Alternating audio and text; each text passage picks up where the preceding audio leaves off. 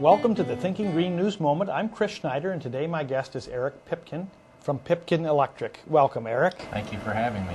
Today we're going to talk a little bit about micro or small-scale hydroelectric power. And Eric, it might be unusual circumstances that someone would have the benefit of being able to participate in a system like this. That's right. Most people, of course, are not lucky enough to have access to some moving water on their property. But for those that do, it's a fantastic resource that they can utilize to produce electricity 24 hours a day, 7 days a week. Typically, for microhydro, the financial investment is not all that much money, and the benefit that they receive from it is absolutely astronomical when it comes to long-term energy savings, consumption reduction, and of course what it does for the planet. And are these systems then usually grid-tied? They can be either way. Grid-tied is probably by far the most common. However, there are a lot of remote sites that are standalone, no grid connection whatsoever. Cabins, getaways, weekend retreats. And what kind of an area do you participate in looking at systems like this? We cover all of western Wisconsin, and then we also work up into the northern parts of Wisconsin through the Sawyer County area. Quite a large direction. And how long have you been involved in micro hydroelectric? Microhydro is the newest addition to our family of renewable energies. Wind and solar have always been there for a long time.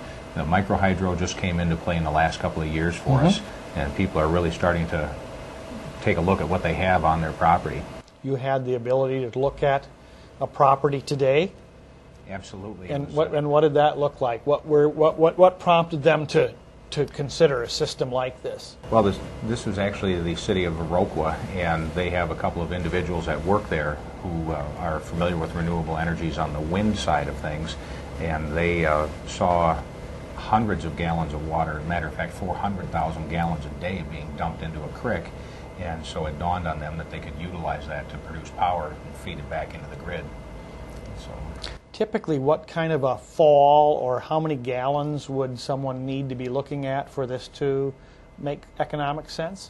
Well, there's two different types of systems that can go in. One utilizes very high head with high pressure, but not necessarily a large flow rate in gallons per minute. The other type of system would utilize low head, low pressure, but a very high flow rate. Really, either system can be made to work. It's very, very site-specific, however. And so how many different systems have you had the opportunity to work with?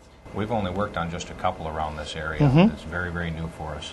Yeah, but you've seen some sites where they're looking at the opportunity that could make sense? We've got about a dozen sites right now that we're working with the customer at this time, trying to evaluate what their power output will be. As a matter of fact, our farthest system away right now is in New York State. Now, if they're not grid-tied, it doesn't necessarily require that they have a battery system. Typically, a system that is not grid-connected would have battery storage of some sort. That way, it allows the customer to have higher surge currents and higher power consumption during the times when they're there. And then the hydro units are going to simply store power all the time when they're not using it.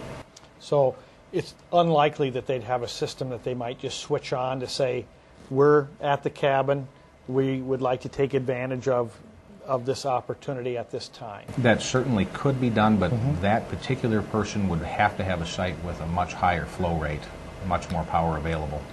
How do people get in touch with you, Eric? They can contact us by phone, of course, at 608-272-3999. And they can also visit our website, which is pipkinelectric.com. Great.